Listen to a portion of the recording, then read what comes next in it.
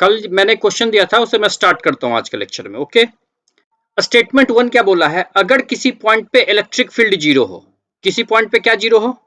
Electric field अगर zero हो तो क्या उस पॉइंट पे पोटेंशियल भी जीरो होगा? पहला क्वेश्चन है।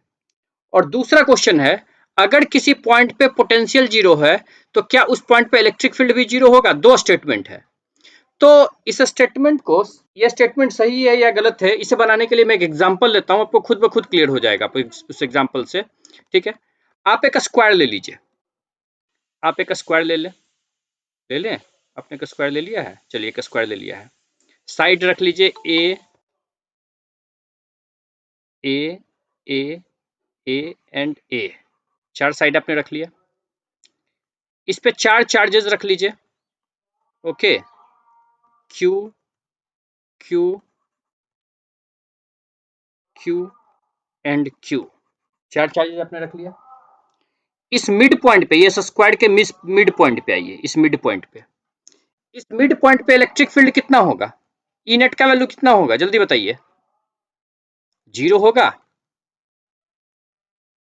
इस मिड पॉइंट पे इलेक्ट्रिक फील्ड जीरो होगा कि नहीं होगा? इलेक्ट्रिक फील्ड जीरो कैसे होगा? यहाँ पे एक कूलम का चार्ज रख के नेट फोर्स निकाल दीजिए, नेट फोर्स जीरो आएगा, मतलब इलेक्ट्रिक फील्ड जीरो है। क्योंकि हम वेक्टोरियल ऐड करते हैं ना, हम इलेक्ट्रिक फील्ड निकालने के लिए वेक्टोरियल ऐड करते हैं। लेकिन अगर यहाँ पे पोटेंशियल निकालिएगा तो पोटेंशियल कितना हो जाएगा? अगर यहाँ से यहाँ तक का डिस्टेंस आप d मान ले तो 4 टाइम्स के क्यू बाई डी हो जाएगा। के क्यू बाई डी हो जाएगा। मैंने निकाला भी था और डी का वैल्यू निकाल दिया था, लेकिन पोटेंशियल जीरो हुआ नहीं हुआ। तो ये एक ऐसा पॉइंट है जहां पे इलेक्ट्रिक फील्ड तो जीरो नहीं है, इलेक्ट्रिक फील्ड तो जीरो है बट पोटेंशियल जीरो नहीं है। इस पॉइंट पे इलेक्ट्रिक फील्ड जीरो है बट पोटेंशियल जीरो नहीं है। तो पहला स्टेटमेंट क्या है? फॉल्स हो गया। तो हम बोल सकते हैं स्टेटमेंट 1 इज फॉल्स। कंक्लूजन हमारे पास क्या आ गया? Statement 1 is false. मतलब ऐसा भी हो सकता है कि जहां पे इलेक्ट्रिक फील्ड जीरो हो वहां पे पोटेंशियल जीरो नहीं भी हो सकता है। तो पहला जो हमारा ये जो पहला स्टेटमेंट है कि किसी पॉइंट पे अगर इलेक्ट्रिक फील्ड जीरो है तो उस पॉइंट पे पोटेंशियल भी जीरो होगा, ये रॉन्ग है। दूसरे स्टेटमेंट पे चलते हैं। दूसरा स्टेटमेंट बोला किसी पॉइंट पे अगर पोटेंशियल जीरो है तो क्या उसी पॉइंट पे इलेक्ट्रिक फील्ड भी जीरो होगा? इसको भी एक एग्जांपल से समझने की कोशिश करते हैं। ठीक है, फिर एक स्क्वायर ले लेते हैं। चलिए, एक स्क्वायर हम ले लेते हैं आपके लिए। एक स्क्वायर हम ले लेते हैं। ओके, फिर से साइड इसका रख लेते हैं ए ए ए ए। इस पे चार्जेस रखते हैं Q minus Q Q minus Q. इस बीच वाले पॉइंट पे, ठीक है, इस बीच वाले पॉइंट पे अगर इलेक्ट्रिक फील्ड निकालो तो इलेक्ट्रिक फील्ड जीरो आएगा क्या?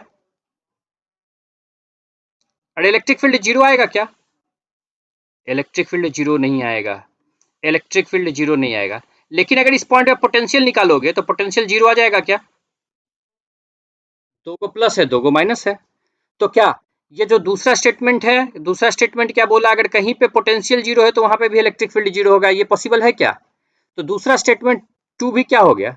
रॉन्ग हो गया। स्टेटमेंट है ये भी फॉल्स हो गया क्या? चलिए, स्टेटमेंट 1 और स्टेटमेंट 2 दोनों फॉल्स हो गया, तो हमारा डी नंबर ऑप्शन सही है। बात समझ में आ गई सबको?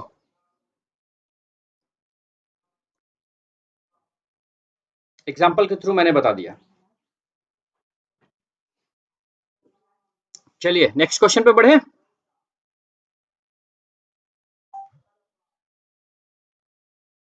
नेक्स्ट क्वेश्चन पे बढ़े, बताइए।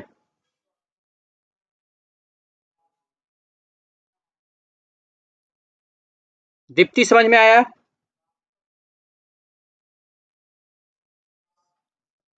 ठीक है। अब माइनस क्यू और क्यू चार्ज पे ये भी क्वेश्चन लास्ट क्लास मैंने दिया था। ये क्वेश्चन नंबर 2 जो मैंने होमवर्क में आपको दिया था कल, इसे करके आइएगा। तो दूसरा क्वेश्चन पूछ रहा है यहाँ पे, find the force on minus Q charge and plus Q charge. दो चार्जेस आपको दिख रहा होगा, एक माइनस क्यू चार्ज यहाँ पे है, एक प्लस क्यू चार्ज यहाँ पे है। आपको बताना है और पोटेंशियल और एक्स का ग्राफ दिया हुआ है आपको, आपको बताना है माइनस क्यू पे जो फोर्स लग रहा है वो किधर है और क्यू चार्ज पे फोर्स किधर है, ठीक है, आपको ये बताना है। अच्छा, पोटेंशियल फोर्स का वैल्यू क्या होता है, सबसे पहले ये बताइए। एफ इज इक्वल टू क्या होता है, क्यू इंटू ई, क्यू इंटू ई। ई का डायरेक्शन किधर से किधर की ओर, ई का डायरेक्शन किधर से किधर की ओर,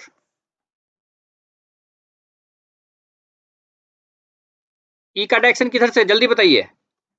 positive to negative, electric field इधर ही होता है ना, पॉजिटिव नेगेटिव। अगर यहाँ पे तुम प्लस चार्ज रख दो, अगर तुम यहाँ पे पॉजिटिव चार्ज रख दो तो पॉजिटिव चार्ज किधर जाएगा, इलेक्ट्रिक फील्ड के डायरेक्शन में। लेकिन अगर नेगेटिव चार्ज रख दो तो नेगेटिव चार्ज किधर जाएगा, opposite to the electric field, जाएगा कि नहीं जाएगा। तो positive charge in the direction of electric field जाएगा, ठीक है, और नेगेटिव चार्ज किधर जाएगा, अगेंस्ट द इलेक्ट्रिक। अच्छा, ये जो x1 है, इस x1 पे इलेक्ट्रिक फील्ड किधर है, x1 पे इलेक्ट्रिक फील्ड किधर है, मैंने E इक्वल टू क्या पढ़ा है, minus D V by D x.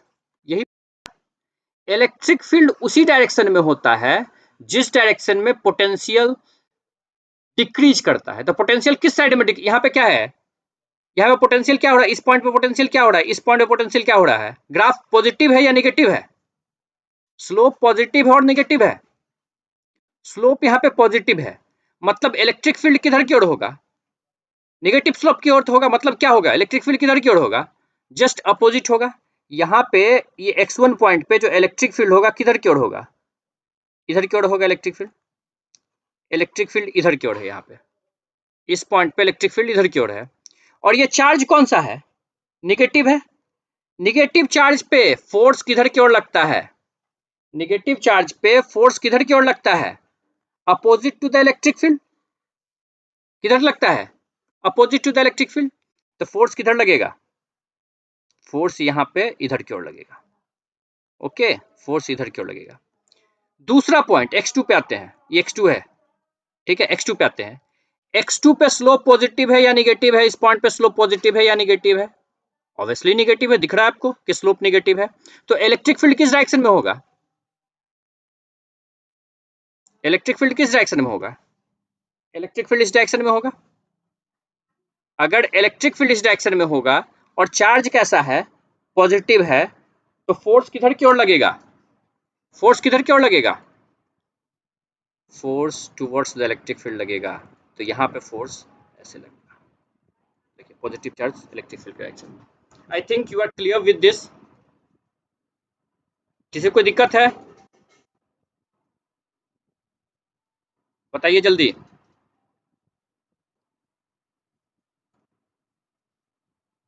बाकी सब कोई कोई दिक्कत है, आसान है, एकदम आसान है, कोई कुछ है ही नहीं इसमें, इसको एक बार देख लोगे, ठीक है। आज से तो लेक्चर डालना शुरू कर दूंगा, आज से नहीं, इंटरनेट जिसके पास है फिर मैं उसके पास जाऊंगा, उसके पास जा नहीं रहा था इसलिए एक्चुअली मैं डाल नहीं रहा था, उसको कोविड कोविड का सिचुएशन था।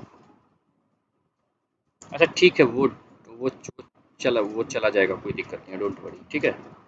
आज से मैं डालना शुरू कर दूंगा धीरे धीरे, एक दो दिन में ना, कल दो तीन डाल के कल खत्म कर दूंगा, ठीक है, टेंशन मत लो। आज दो डाल दूंगा, कल दो डाल दूंगा, काम खत्म। बताइए ये क्लियर है सबको, ये क्लियर है ना, आगे बढ़ते हैं। चलिए नेक्स्ट, नेक्स्ट क्वेश्चन, बहुत इंपॉर्टेंट क्वेश्चन सब है। ग्राफ ड्रॉ करना है ई और एक्स के बीच में, आपको कुछ इंफॉर्मेशन दे रखा है, ठीक है, ग्राफ ड्रॉ किया है। क्वेश्चन में ई और एक्स में मतलब इलेक्ट्रिक फील्ड और पोजीशन के बीच में ग्राफ दे रखा है, और दो चीज बताया है। जब अगर 0 0 पॉइंट है तो 0 0 पॉइंट कहाँ पे है, यहाँ पे है, यहाँ पे पोटेंशियल दे रखा है कितना, 10 वोल्ट, और 4 0 पे पोटेंशियल निकालना है, मतलब इस पॉइंट पे पोटेंशियल निकालना है, ठीक है। क्वेश्चन यही बोला है, 0 0 पे आपको पोटेंशियल दे रखा है कितना, 10 वोल्ट, और आपको कहाँ पे पोटेंशियल निकालना है, इस पॉइंट पे 4 0 पे, ठीक है, निकाल सकते हैं। अगर आपको याद होगा तो मैंने एक फॉर्मूला पढ़ा था थोड़ा टाइम पहले, V initial minus V final is equal to integration of E dx, पढ़ा था क्या? अच्छा, V इनिशियल का मतलब क्या है? V एट 0 0 और माइनस V ऑफ फाइनल का मतलब क्या है? ये पूरे ग्राफ में V फाइनल क्या है? V of 4 0 is equal to, इस ग्राफ में कोई भी ग्राफ में अगर ऐसा इंटीग्रेशन हो, कहीं भी याद कीजिएगा आप, अगर ये y और ये x हो, अगर हम y dx लिखे तो इसका मतलब क्या होता है? एरिया अंडर द कर्व होता है क्या?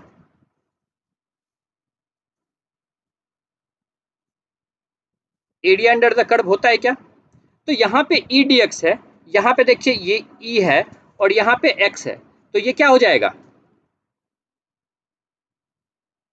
ये क्या हो जाएगा? ये हो जाएगा एरिया अंडर ई एक्स कर्व, ई एक्स कर्व। तो चलिए, v ऑफ 0 0 कितना दिया है आपको? 10, और v ऑफ 4 0 तो आपको निकालना ही है, इज इक्वल टू एरिया क्या हो जाएगा? इसमें एरिया को क्या लिख सकते हैं? ये क्या है आपका? रोम्बस है क्या? कितना हो गया एरिया? 2 इंटू 10, और ये ट्रायंगल है क्या? ये तो ट्रायंगल का कितना? 1/2 इंटू बेस, बेस कितना? 2 इंटू हाइट, हाइट कितना? 10, तो कितना हो गया ये? 30। 10 minus V 4 0 is equal to 30, तो V of 4 0 is equal to कितना आ गया? -20 वोल्ट। आंसर निकल के आ गया क्या?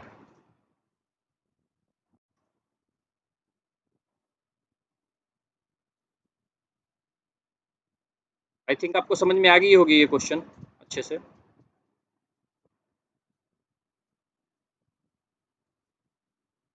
बोलो।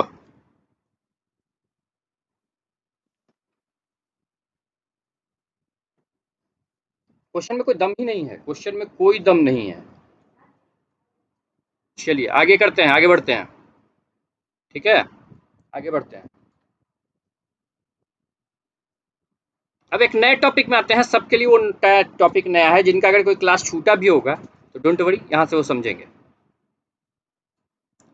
नेक्स्ट हेडिंग है इलेक्ट्रिक फील्ड लाइंस या electric line of forces.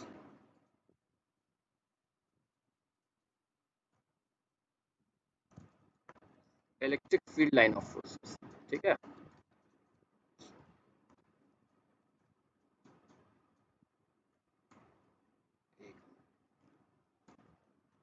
Move to the next topic. The next topic is electric field lines, or you can say electric field line of forces, ठीक है। अब हमारे पास इलेक्ट्रिक फील्ड लाइंस है। मैंने थोड़ा time पहले जब पहला 2 क्लास लिया था तो इलेक्ट्रिक फील्ड लाइंस के बारे में कुछ बातें बताई थी, ठीक है।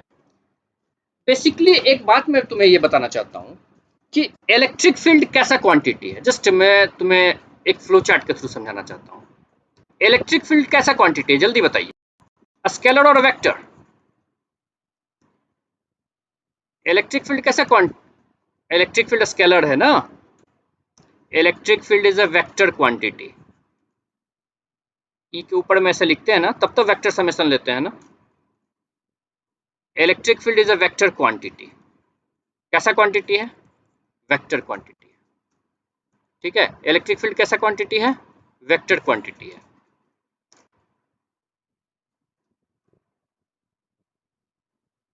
क्या लेकिन बताइए, आवाज नहीं आ रही आपकी। I am not getting your voice clearly. बिल्कुल नहीं, आवाज नहीं आ रही थी, तो फिर से बोलो, कौन बोल रहे हो?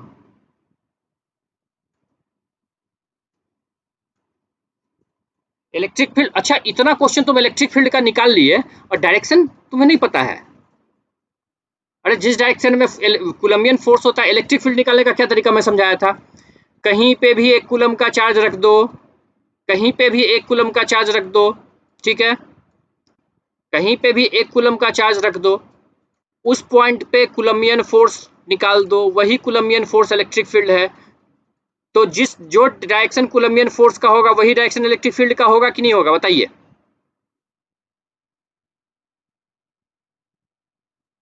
अभी अभी डायरेक्शन के बारे में और चर्चा कर लेंगे, लो अभी डायरेक्शन के बारे में चर्चा कर लेंगे अच्छे से। इलेक्ट्रिक फील्ड क्या है, एक वेक्टर क्वांटिटी है, और हमें पता है ना एनी वेक्टर क्वांटिटी, कोई भी वेक्टर क्वांटिटी को कैन बी रिप्रेजेंटेड एज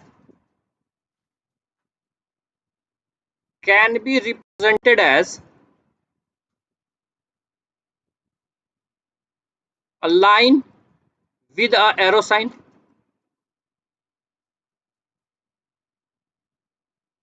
किसी भी वेक्टर क्वांटिटी को कैसे रिप्रेजेंट करते हैं, कोई भी वेक्टर अगर दुनिया में है उसे कैसे रिप्रेजेंट करते हैं, ऐसे रिप्रेजेंट करते हैं ना, एक line with arrow sign. Vector को ऐसे ही रिप्रेजेंट करते हैं ना, वेक्टर को ऐसे रिप्रेजेंट करते हैं ना, एक लाइन और एरो साइन से, करते हैं कि नहीं करते हैं। तो as electric field is also vector quantity, it can also be represented by a line with arrow sign. तो हम यहाँ पे लिख सकते हैं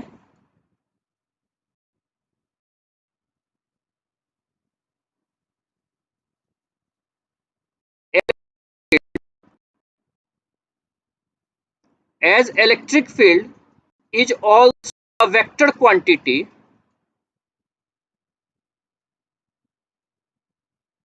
so it can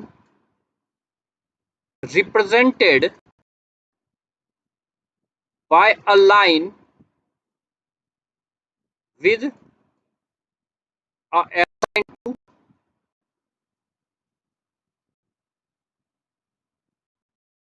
electric field को भी रिप्रेजेंट किया सकता है line with arrow sign to. This representation is called, this representation of electric field by vector lines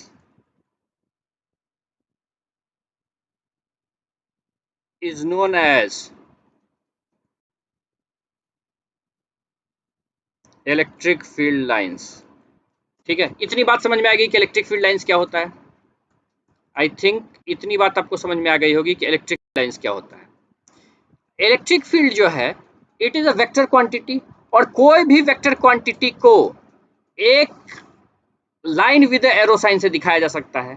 तो चूंकि हमारा इलेक्ट्रिक फील्ड भी एक वेक्टर क्वांटिटी है, इसे भी एक लाइन और एरो साइन से दिखाया जा सकता है, और इसी रिप्रेजेंटेशन को क्या बोलते हैं, इसी रिप्रेजेंटेशन को क्या बोलते हैं, इलेक्ट्रिक फील्ड लाइंस। अभी बहुत कुछ है इसमें जानना, ठीक है, अभी बहुत कुछ है इसमें जानना, सो वेट कीजिए थोड़ा, कुछ बातें मैं भी आपको बताने वाला हूँ। हम डायरेक्ट लिख सकते हैं ऐसे, डायरेक्ट इसे ऐसे लिख सकते हैं, ठीक है, डायरेक्ट इसको ऐसे लिखते हैं। Representation of electric field by imaginary lines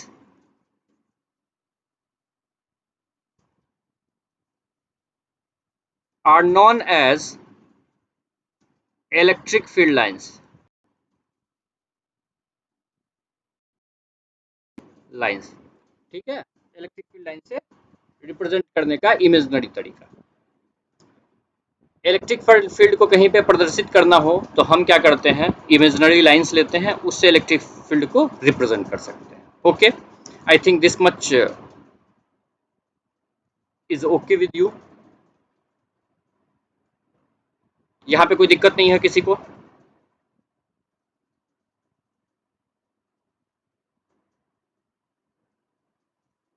कोई दिक्कत नहीं है यहाँ पे ना किसी को? आगे बढ़े,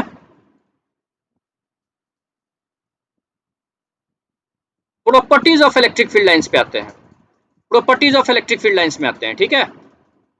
सो moving to the properties.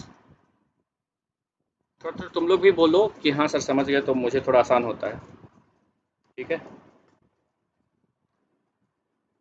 Move to the properties of electric field lines. Okay, electric field lines originate from positive charge and terminates at negative charge। Electric field line जो है वो कहां से ओरिजिनेट होती है, पॉजिटिव चार्ज से, और कहां पे जाके टर्मिनेट होती है, नेगेटिव चार्ज पे, ठीक है। कहां से शुरू होती है electric field line, positive charge से, और कहां पे जाके खत्म होती है, नेगेटिव चार्ज पे। ओके, तो जस्ट मैं आपको बताना चाहता हूँ कैसे, देखिए।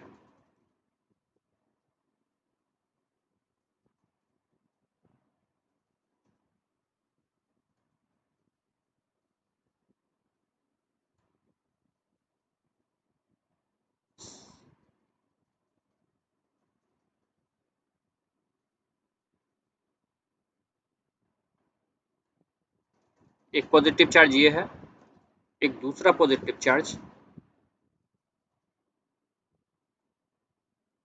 ये है, ठीक है।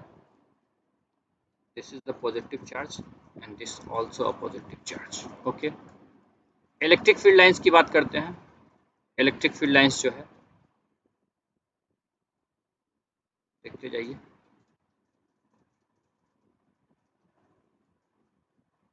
पॉजिटिव से स्टार्ट हुआ, नेगेटिव पे टर्मिनेट हो रहा है। देखिए, पॉजिटिव से स्टार्ट हुआ, नेगेटिव पे टर्मिनेट हो रहा है।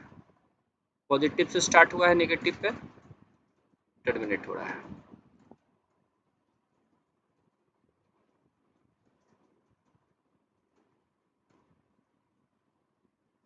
सॉरी, मैंने नेगेटिव नहीं बनाया।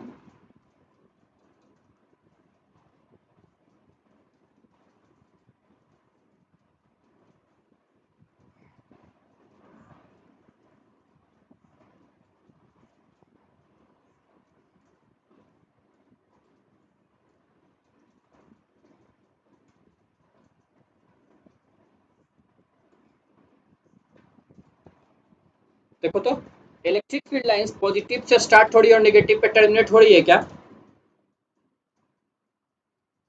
इलेक्ट्रिक फील्ड लाइंस पॉजिटिव से स्टार्ट हो रही है और नेगेटिव पे टर्मिनेट हो रही है। तो this is the electric field lines. तुम्हारे मन में क्वेश्चन आएगा, सर इलेक्ट्रिक फील्ड लाइंस को हमने वेक्टर से रिप्रेजेंट किया था, तो वेक्टर लाइन तो सीधा सीधा होता है, ये फिर ऐसा कर्व टाइप क्यों है? क्वेश्चन आएगा ना माइंड में। तो इसका मैं एक एग्जांपल से इसको मैं समझाने की कोशिश करता हूँ, ठीक है। मैं एक एग्जांपल लेता हूँ, उस एग्जांपल से मैं इसको समझने की कोशिश करता हूँ कि ये क्यों हुआ, कि क्यों ऐसा हो रहा है। देखिए, एक एग्जांपल समझाने की कोशिश करते हैं। आपके पास मान लीजिए दो चार्ज है, Q1 और दूसरा चार्ज है माइनस ऑफ Q2। इस पॉइंट पे इलेक्ट्रिक फील्ड निकालिए। अच्छा, एक बात बताइए, ये Q1 के कारण इलेक्ट्रिक फील्ड किधर होगा? आउटवर्ड, पॉजिटिव है तो आउटवर्ड E1। और Q2 के कारण इलेक्ट्रिक फील्ड क्या होगा?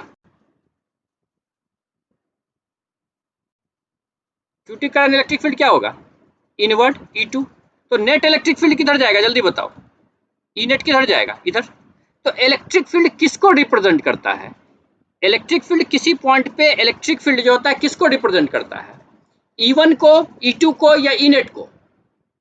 ई नेट को। हमेशा याद रखना ये क्वेश्चन, ये टर्म हमेशा याद रखना कि किसी भी पॉइंट पे इलेक्ट्रिक फील्ड लाइंस उस पॉइंट पे नेट इलेक्ट्रिक फील्ड को रिप्रेजेंट करने का काम करता है। किसी भी पॉइंट पे इलेक्ट्रिक फील्ड लाइन उस पॉइंट पे नेट इलेक्ट्रिक फील्ड को रिप्रेजेंट करने का काम करता है। तो वैसे ही सोचिए, यहाँ पे इलेक्ट्रिक फील्ड किधर होगा? यहाँ पे अगर इलेक्ट्रिक फील्ड निकाला जाए किधर होगा? इधर होगा। यहाँ पे निकाला जाए किधर होगा? इधर होगा। यहाँ पे निकाला जाए किधर होगा? इधर होगा। तो हर पॉइंट पे क्या इलेक्ट्रिक फील्ड अलग लगाया, अगर सबको एक साथ ले तो क्या कर्वियल स्ट्रक्चर आ जाएगा? कर्व का स्ट्रक्चर, इसीलिए कर्व का स्ट्रक्चर आता है, ठीक है। अगर एक चार्ज है तब तो स्ट्रेट लाइन वो आएगा, लेकिन मोर देन वन चार्जेस है तो इलेक्ट्रिक फील्ड लाइन जो है दोनों चार्जेस के कारण नेट इलेक्ट्रिक फील्ड को बताने का काम कौन करेगा? Electric field lines. अगर मोर देन वन चार्जेस है, फिर से सुन लो, अगर मोर देन वन चार्जेस है तो किसी पॉइंट पे इलेक्ट्रिक फील्ड लाइन का स्ट्रक्चर, इलेक्ट्रिक फील्ड लाइन का ड्रॉ उस पॉइंट पे नेट इलेक्ट्रिक फील्ड को दिखाने का काम करेगा, इसलिए वो स्ट्रेट लाइन नहीं होता है। आ गई बात समझ में? आ गई बात समझ में? किसी भी बुक में ये बात नहीं लिखा होता है, किसी भी बुक में ये बात नहीं लिखा होता है, किसी भी बुक में, कि वो कर्व स्ट्रक्चर क्यों है। ये समझ लिया जाता है कि स्टूडेंट को इतना एनालाइज है कि वो खुद समझ सकता है कि वो क्यों कर्व है। क्योंकि किसी भी पॉइंट पे जो इलेक्ट्रिक फील्ड का लाइंस है वो उस पॉइंट पे नेट इलेक्ट्रिक फील्ड को बताता है, और नेट इलेक्ट्रिक फील्ड दोनों चार्ज के कारण क्या हर पॉइंट पे चेंज होगा, वो कभी स्ट्रेट लाइन होगा नहीं। हाँ सोचो। नेक्स्ट है in absence of positive charge, अगर पॉजिटिव चार्ज एब्सेंट है, अगर पॉजिटिव नेगेटिव चार्ज एब्सेंट है, सॉरी नेक्स्ट टॉपिक क्या है, नेक्स्ट प्रॉपर्टी क्या है, नेक्स्ट प्रॉपर्टी की तरफ बढ़ रहे हैं। In absence of negative charge, अगर नेगेटिव चार्ज मौजूद नहीं है, electric field lines originates from positive charge, कहां से ओरिजिनेट करने वाला है, पॉजिटिव चार्ज से ओरिजिनेट करने वाला है, और कहां पे टर्मिनेट करने वाला है, इन्फिनिटी पे टर्मिनेट करने वाला है। तो हमारे पास स्ट्रक्चर कैसा हो जाएगा, हमारे पास स्ट्रक्चर कैसा हो जाएगा, हमारे पास स्ट्रक्चर कुछ ऐसा होगा कि सिर्फ अगर पॉजिटिव चार्ज है, सिर्फ अगर पॉजिटिव चार्ज है, ओके, अगर सिर्फ पॉजिटिव चार्ज है तो जो इलेक्ट्रिक फील्ड लाइंस होगा, wait for a moment, there is a call, hello hello hello,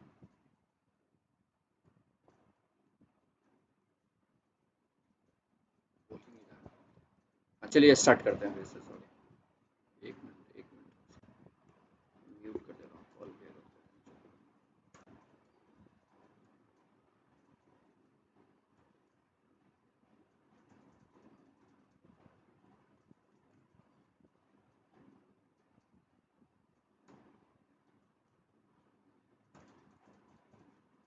अगर कहीं पे सिर्फ पॉजिटिव चार्ज है, ठीक है, नेगेटिव चार्ज अब्सेंट है, तो वहां पे इलेक्ट्रिक फील्ड लाइंस जो होगा वो पॉजिटिव चार्ज से निकले, तो पॉजिटिव चार्ज से क्या होगा, निकलेगा, लेकिन टर्मिनेट कहां पे होगा, कहां पे जाकर टर्मिनेट होगा, इनफाइनाइट पे, कहां पे जाकर टर्मिनेट होने वाला है, इनफाइनाइट पे जाकर टर्मिनेट होने वाला है वो, ठीक है, वो जाके इनफाइनाइट पे टर्मिनेट होने वाला है।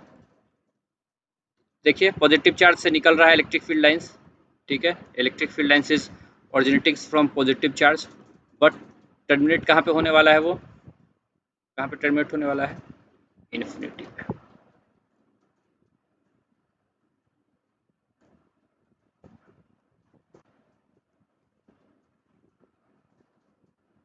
ठीक है,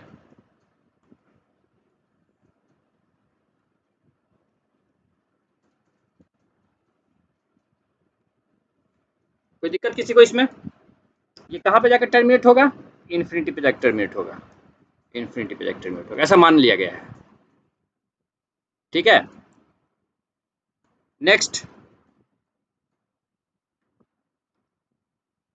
in absence of positive charge, अगर पॉजिटिव चार्ज ही एब्सेंट हो जाए, इससे पहले हमने नेगेटिव चार्ज को एब्सेंट किया था, अगर पॉजिटिव चार्ज ही एब्सेंट हो जाए तो इलेक्ट्रिक फील्ड कहां से ओरिजिनेट होने वाला है, इन्फिनिटी से, और कहां पे टर्मिनेट होने वाला है, पॉजिटिव चार्ज पे, तो इन्फिनिटी तो कहीं है नहीं, हम ये मान लेते हैं कि बहुत दूर से, बहुत दूर से कोई रिस्पेक्टिवली कोई बहुत दूर का जगह है, वहां से इलेक्ट्रिक फील्ड ओरिजिनेट हुआ है और निगेटिव पे जाके इलेक्ट्रिक फील्ड टर्मिनेट होने वाला है, ठीक है, ये निगेटिव चार्ज है, इलेक्ट्रिक फील्ड ओरिजिनेट जो हुआ है वो हुआ है कहीं दूर से, ठीक है, कहीं दूर से ओरिजिनेट,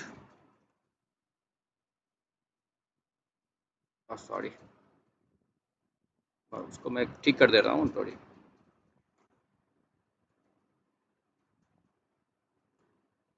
तो निगेटिव चार्ज पे आके टर्मिनेट होने वाला है, ठीक है, सिग्निफिकेंस समझो, भी इसमें बहुत सारा सिग्निफिकेंस मुझे बताना है।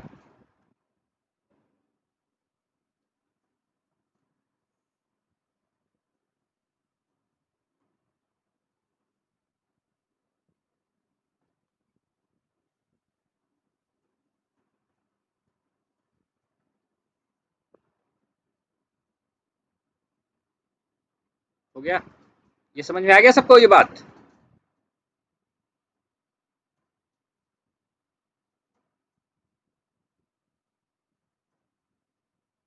इसको आप लोग यहाँ पे नेगेटिव चार्ज कर लें, ठीक है, नेगेटिव चार्ज, बात समझ में आ गई, आगे बढ़े।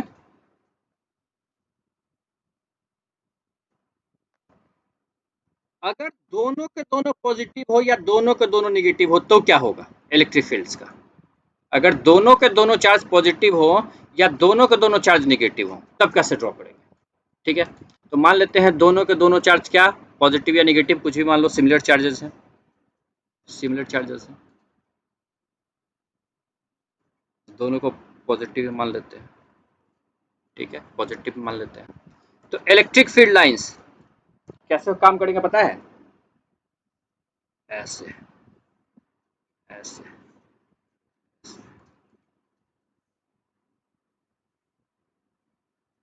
इसका इलेक्ट्रिक फील्ड लाइन भी रिपेल करना शुरू कर देगा एक दूसरे को, इलेक्ट्रिक फील्ड लाइन एक दूसरे को रिपेल करेगा। ओके, आ गई बात समझ में? तो electric field line will repel to each other, electric field line एक दूसरे को रिपेल करेगा। नेगेटिव होता तब भी सेम केस होता, पॉजिटिव नेगेटिव हुआ तो आपने देख लिया पॉजिटिव से स्टार्ट हुआ नेगेटिव पे जाके टर्मिनेट हो गया। नेक्स्ट प्रॉपर्टी की ओर बढ़ते हैं।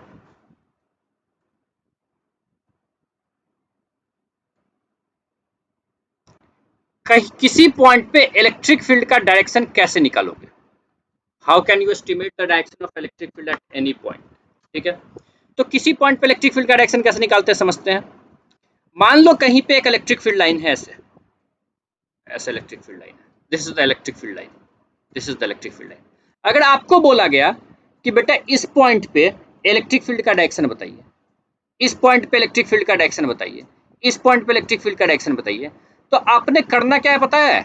आपने करना क्या है, आपको करना क्या है, जिस पॉइंट पे भी इलेक्ट्रिक फील्ड का डायरेक्शन पूछे उस पॉइंट पे एक टेंजेंट ड्रॉ कर दें, उस पॉइंट पे क्या कर दें, उस पॉइंट पे एक टेंजेंट ड्रॉ कर दें, ऐसे करके एक टेंजेंट ड्रॉ कर दें। ये जो टेंजेंट का डायरेक्शन है, ये जो टेंजेंट का डायरेक्शन होगा यही इलेक्ट्रिक फील्ड का डायरेक्शन होगा। किसी पॉइंट पे भी इलेक्ट्रिक फील्ड निकालने का सबसे सही तरीका है उस पॉइंट पे एक टेंजेंट ड्रॉ कर दें, वो जो टेंजेंट है वो नेट इलेक्ट्रिक फील्ड के डायरेक्शन को बताता है। ठीक है, वो नेट इलेक्ट्रिक फील्ड के डायरेक्शन को बताता है। ओके, तो यहाँ पे मैंने लिखा है the direction of electric field at any point can be estimated by tangent drawn at a point. ठीक है, अगर सोचो अगर यहाँ पे इस पॉइंट पे अगर एक क्यू चार्ज रख दिया जाए, सोचो फिर से इसको मैं थोड़ा एक्सप्लेन करता हूँ एक अलग तरीके से। इस ये बोलने का ये तरीका है, अगर यहाँ पे मान लो क्यू चार्ज रख दिया जाए तो क्यू चार्ज पे फोर्स किधर की ओर लगेगा, इलेक्ट्रिक फील्ड इधर है, तो हमें क्या करना है, इस पे फोर्स किधर की ओर लगेगा, F इज इक्वल टू क्या होता है क्यू ई। अगर ई का डायरेक्शन पता है तो एफ का डायरेक्शन वही डायरेक्शन होगा जो ई का होगा, क्योंकि पॉजिटिव चार्ज है मैंने बताया। तो इस पॉइंट पे आपने करना क्या है, इस पॉइंट पे आपको एक टेंजेंट ड्रॉ कर देना है। क्या ड्रॉ कर देना है, टेंजेंट। ये जो टेंजेंट का डायरेक्शन है यही डायरेक्शन होगा ई का, तो यही डायरेक्शन होगा किसका, एफ का, क्योंकि F is equal to Q E. ठीक है, F is equal to Q E. तो ये जो टेंजेंट है सिर्फ इलेक्ट्रिक फील्ड का डायरेक्शन नहीं देता है, this tangent also gives direction of force. इसीलिए इसे क्या कहा गया है पता है, electric line of forces, electric line of forces. मैंने वो जो टर्म लिखा था इलेक्ट्रिक लाइन ऑफ फोर्सेस इसीलिए लिखा गया था क्योंकि इलेक्ट्रिक फील्ड लाइन पे, ठीक है, इलेक्ट्रिक फील्ड लाइन पे किस डायरेक्शन में फोर्स लगेगा उसका टेंजेंट बता देगा। ओके, नेक्स्ट प्रॉपर्टी, इसे कंप्लीट कीजिए, नेक्स्ट पे आते हैं।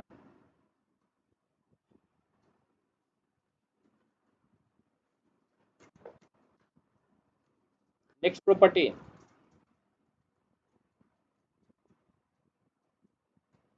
electric field lines never intersect each other.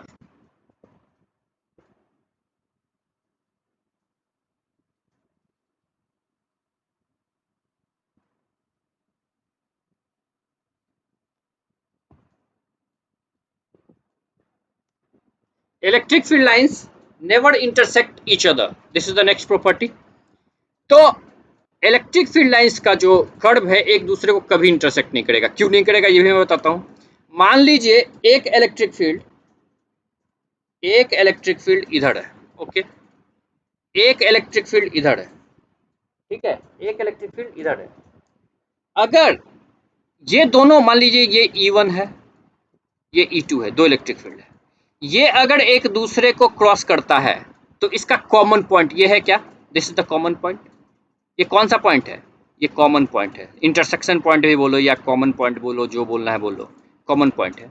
Common point पे अगर तुम टेंजेंट ड्रॉ करना चाहोगे तो इस पॉइंट पे एक टेंजेंट तो भैया तुम ऐसे ड्रॉ कर सकते हो, एक टेंजेंट तो ऐसे ड्रॉ कर सकते हो, और एक टेंजेंट तुम ऐसे भी तो ड्रॉ कर सकते हो ना, ऐसे भी तो ड्रॉ कर सकते हो ना एक टेंजेंट, दो दो टेंजेंट ड्रॉ कर सकते हो। तो एक पॉइंट पे दो डायरेक्शन ऑफ इलेक्ट्रिक फील्ड हो गया। एट कॉमन पॉइंट आप क्या कर सकते हो कि दो टेंजेंट ड्रॉ कर सकते हो, two tangent can be drawn, दो टेंजेंट ड्रॉ किया जा सकता है। तो अगर दो टेंजेंट ड्रॉ किया जा सकता है तो क्या होगा? Two direction of electric field निकल होगा क्या? Just wait for a moment. Two direction of, हाँ हेलो, हाँ आप कहाँ पे हैं सर? ओके ओके ओके, ठीक है, मैं उससे थोड़ा आगे बढ़िए, ठीक है, हाँ उससे उससे आप 20 कदम आगे बढ़िएगा तो लेफ्ट साइड में ऊपर की ओर एक रास्ता है, ठीक है, हाँ उसी में आप चढ़िए, ठीक है, मैं आ रहा हूँ। To tangents can be draw, ठीक है, तो दो डायरेक्शन ऑफ इलेक्ट्रिक फील्ड हो जाएगा क्या यहाँ पे? तो यहाँ पे जो पॉसिबल नहीं है, जो तो यहाँ पे क्या है कि जो कॉमन पॉइंट है उस कॉमन पॉइंट पे आप दो टेंजेंट खींच सकते हैं, E1 और E2, और दोनों टेंजेंट जो है क्या बताता है? इलेक्ट्रिक फील्ड का डायरेक्शन का। और एक पॉइंट पे इलेक्ट्रिक फील्ड का दो डायरेक्शन नहीं होता है, कहीं पे भी इलेक्ट्रिक फील्ड का नेट डायरेक्शन होता है। दो डायरेक्शन होता है कि नेट डायरेक्शन होता है बताइए? नेट डायरेक्शन होता है। तो कभी भी इलेक्ट्रिक फील्ड का दो डायरेक्शन नहीं हो सकता है, इसीलिए इस पॉइंट पे, इसलिए electric field lines never intersect each other. Clear है? क्लियर है ना?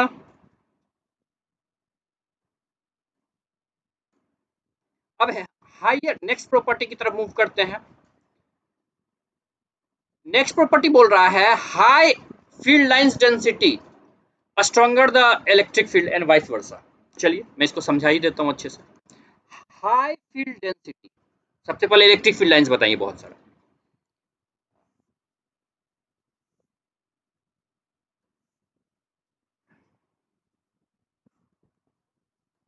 दो पॉइंट लीजिए, एक पॉइंट ए, दूसरा पॉइंट बी, ठीक है। बोला कि जहां पे इलेक्ट्रिक फील्ड लाइन की डेंसिटी ज्यादा होगी, मतलब जहां पे फील्ड लाइंस ज्यादा होगा वहां पे इलेक्ट्रिक फील्ड स्ट्रॉन्गर होगा। मतलब ए पॉइंट पे ज्यादा इलेक्ट्रिक फील्ड लाइंस है, ए पॉइंट के आसपास ज्यादा फील्ड लाइंस है, कि बी पॉइंट के पास ज्यादा फील्ड लाइंस है? ऑब्वियसली ए पॉइंट के पास, ए पॉइंट के पास। तो electric field lines at point A is greater than electric field lines at point B. Electric field strength at point A is greater than electric field strength at point B. तो intensity जो है electric field lines, electric field का point A पे ज्यादा होगा point B के respect में। तो पॉइंट बी का इलेक्ट्रिक फील्ड स्ट्रेंथ क्या होगा? ऑब्वियसली कम होगा पॉइंट ए से। तो बस एक छोटा सा सोचिए यहाँ पे, ठीक है। नेक्स्ट,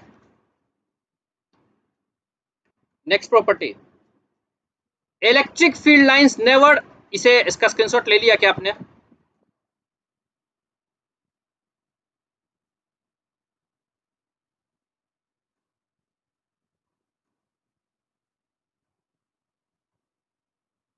चलिए, electric field lines never be in a close loop. Electric field line कभी एक क्लोज लूप में नहीं होगा। इलेक्ट्रिक फील्ड लाइन जो है कभी वो क्लोज लूप नहीं बनाएगा। क्यों क्लोज लूप नहीं बनाएगा? Any suggestions? फिर तो वो जिस पॉइंट से निकला, कहीं पे पॉजिटिव से निकला और पॉजिटिव में ऐसा करके कभी आएगा क्या? बताइए तो, कभी आएगा? नहीं आएगा। मैंने क्या पढ़ा? पॉजिटिव से निकलता है और नेगेटिव में जाता है, इस टाइप से। तो कभी ये क्लोज लूप नहीं बनाएगा, नेवर। अगर आप इसको समझने की कोशिश कीजिएगा, मान लीजिए एक चार्ज है Q, ठीक है, इसका रेडियस है R, मान लीजिए रेडियस है यहाँ से यहाँ तक का रेडियस है R, क्लोज लूप का। तो work done by electrostatic force क्या हो जाएगा? इलेक्ट्रोस्टैटिक फोर्स क्या हो जाएगा? इलेक्ट्रिक फील्ड E है, मान लीजिए इलेक्ट्रिक फील्ड E है, इलेक्ट्रिक फील्ड E है। हर पॉइंट पे इलेक्ट्रिक फील्ड इलेक्ट्रिक फील्ड, हर पॉइंट पे जो इलेक्ट्रिक फील्ड है और जो Q है दोनों के बीच में कितना एंगल, 0 डिग्री। तो F is equal to Q E into 2πr।